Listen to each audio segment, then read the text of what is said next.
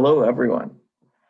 Today we will talk about colors in the internet and we'll do some coding. So this is an empty HTML page that we're going to use as a template.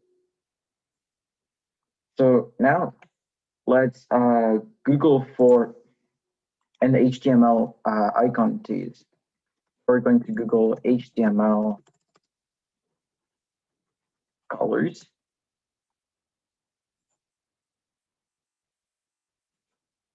And I think this one looks good. So I'm going to copy the image location. And in our code here,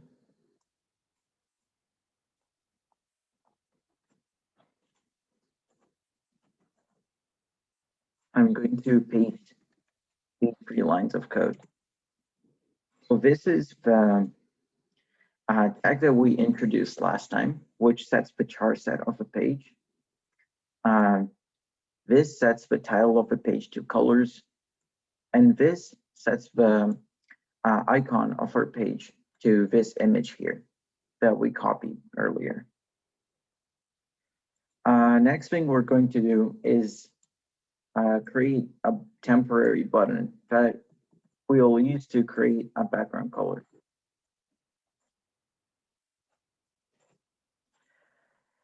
So one has an on-click attribute, which calls the function change BG color, which we have to write. And the button has this text on it. Now we're going to create a pair of script tags.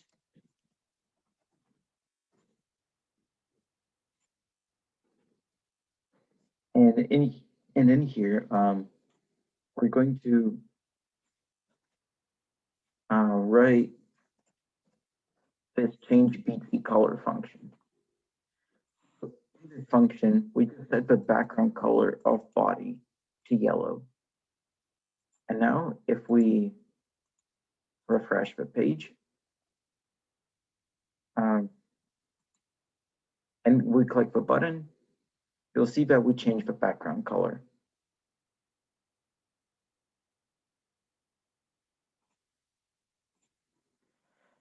Now if we go back to our code, let's try to introduce an input parameter that we discussed our last lesson. Here we have an input parameter called color. We set the background color of the body to whatever the input parameter is. And so when we call the function, we're going to input the string green.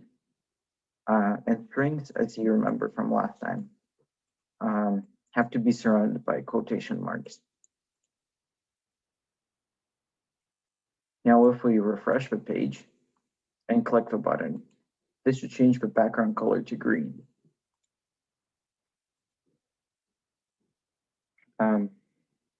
Now, what if we would like to make an interactive page that allows changing the color to any possible color in the world? You probably know that all variety of colors can be represented through 3 basic colors: red, green, and blue. Any other color can be generated as a mix of these 3 basic colors in specific proportion. This idea was used for centuries, starting from ancient painters and then used in color TV. And I'm now going to show you how to make your own color palette and get an HTML code of a color. So in order to build the palette, we're going to need controls. And there's a variety of controls that can be used in HTML. And you can find all of them on this link. So here, these are all the different types of input controls. And in our code, I'm going to paste a block of code to show you what they are and what they do.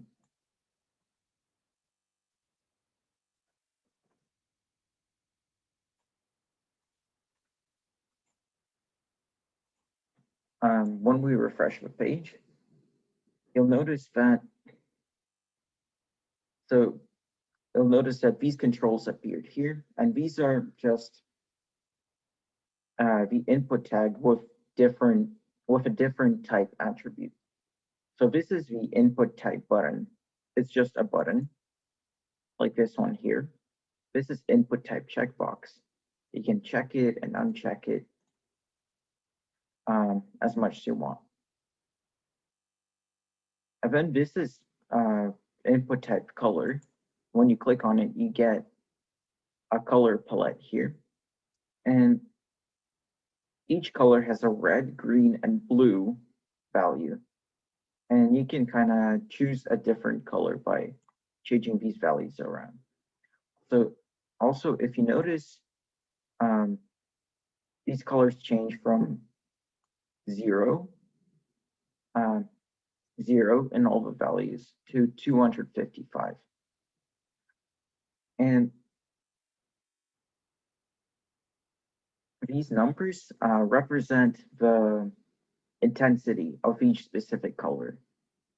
And so 0 intensity is pretty easy to understand. If you have 0 intensity, it's just black or no color. But why the number 255? The reason for the number 255 is because 255 is 2 the power of 8 minus 1. And the reason for that is all digital systems are actually binary by nature. And that means that computers count in ones and zeros. And from an electrical perspective, binary just means power 1 if there is power and 0 if there's no power. And we can scale it to any degree. So for example, so the number, so there are 256 different combinations that you can make if you have 8 numbers which are either 1 or 0. And since we start with 0, these combinations range from 0 to 255, and that's where the minus 1 comes from. Anyway, for now, we just need to remember that 0 means no intensity of a color, and 255 means maximum intensity. So here, we'll just select a random color, click OK. Going back to the inputs, the date input is just a calendar where you can pick a day, a date. Email is a text field where you can write an email address. So if you write random gibberish, it'll highlight it in red, and it'll tell you to enter an email address. But if we add this sign and then this, so that it looks like an email address, it'll have no errors. Input type file is just, you choose a file from your computer and it shows it here. Input type hidden, as the name suggests, is just a hidden input. Input type number is, you can enter any number. If you enter letters, it will make an error and ask you to fix it. And you can also click these small arrows to change the number. Input type password is a text field where whatever you type will be in these password dots, and you cannot copy it. Input type radio is a radio button, which is similar to the checkbox, but the difference is you can select as many checkboxes as you want. Whereas with a radio button, you can only select one radio button in each group. Input type range is a slider which you can slide back and forth. Input type reset is a button that is used for forms. So in a form, when you click this button, it will reset all of the inputs to their default value. Input type submit triggers the onSubmit event in the form when it is clicked, which sends the form somewhere. Input type text is just a text input. You can write whatever you want. Input type time is an input for time, as the name suggests. So you can do something like this.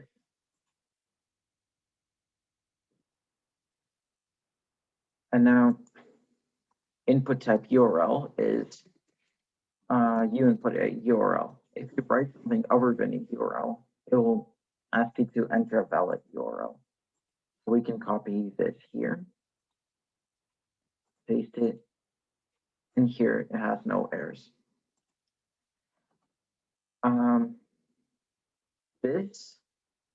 These inputs look different in every browser though. So this is what they look like in Firefox.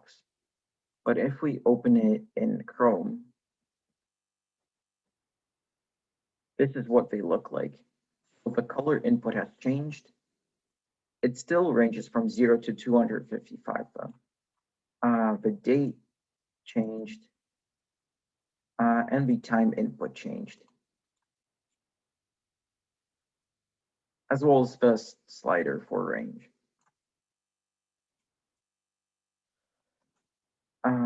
Out of all of these controls, we are just going to use the range control to simulate the color picker, the color control.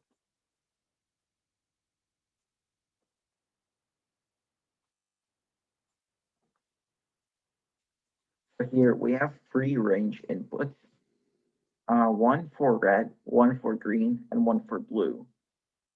And as we discussed, we will add minimum and maximum limits to the range. And they're going to be 0 and 255 respectively.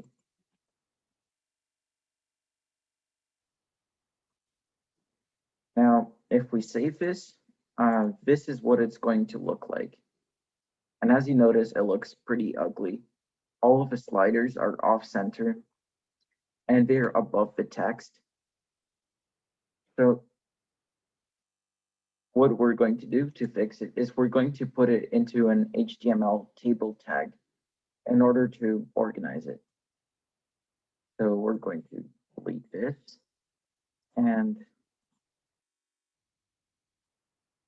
I'm going to paste the table tag. So here, this table tag defines an HTML table, and this table has rows in it. So it has a total of 3 rows, and rows are defined by the tr tag. So 3 rows, and every row has cells in it. So here, cells are defined by the td tag. So here it has a cell with the name of the color and a cell with the range itself. And we do pretty much the same thing for the 2 other rows. So now if we save and refresh this will look a lot nicer. Now our favorite part, adding event handlers. This time it will be the onInput event. And onInput, we're going to call the change speed recolor function.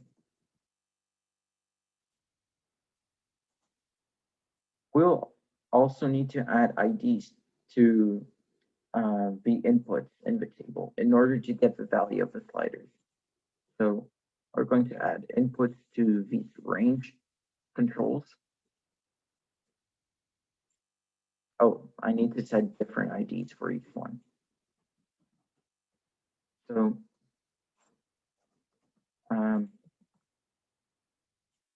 yeah, so this is the ID for the red slider, ID for the green, and ID for the blue.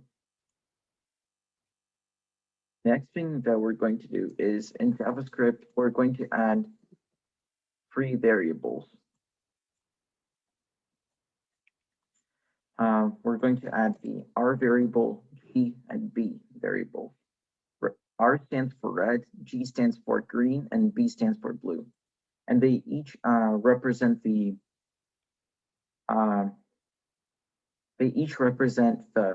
their respective input elements, their range controls. So now let's output the RGB values for red, green, blue values to the console to make sure that it actually works.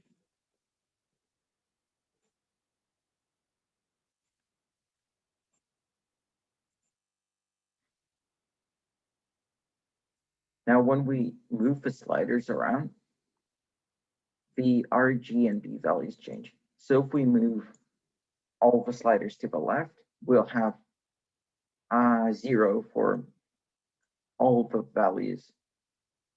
Now, if we move red all the way, we'll have 255. Green all the way, we'll have 255 in green. And blue all the way, and we'll have 255 in blue. And finally, we'll convert the red, green, and blue intensity values to the actual color using the RGB CSS function. So CSS is short for cascading style sheets. And it's pretty much the code that we have been writing into the style attribute and the style property to change the way elements look. So if we go back to our code,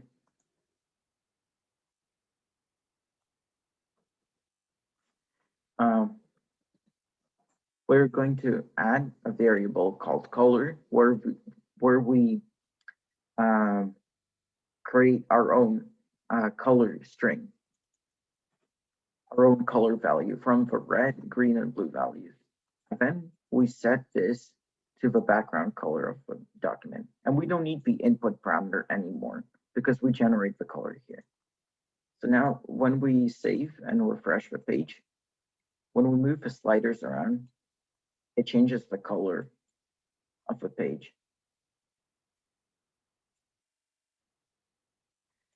And you can play around with these values and create pretty much any combination of colors possible. So this is all that I want to explain for today. Does anyone have any questions?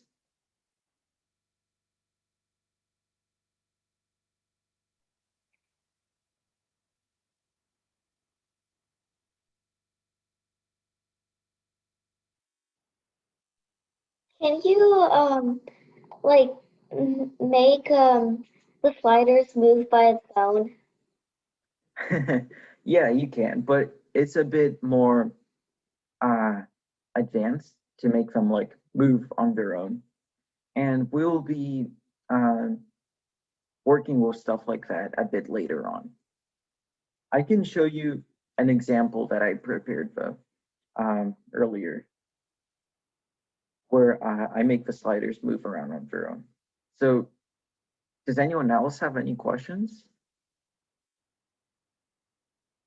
Okay, so once I upload this video to YouTube,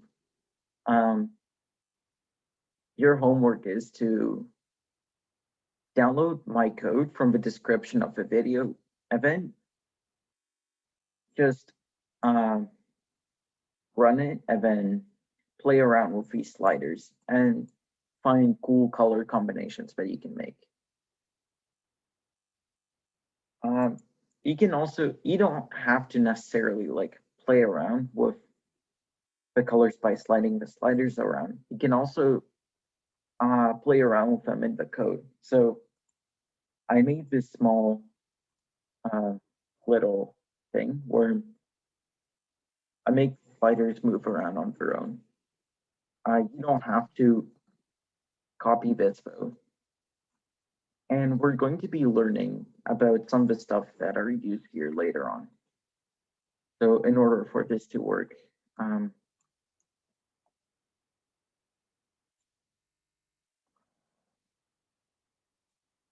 I'm going to have to disable these lines. And it should work. So now if we refresh this, you'll notice that the sliders move around on their own with different speeds and creates this kind of cool effect.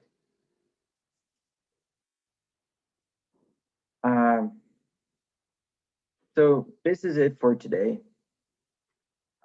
Thank you for listening, everyone. Have a good day.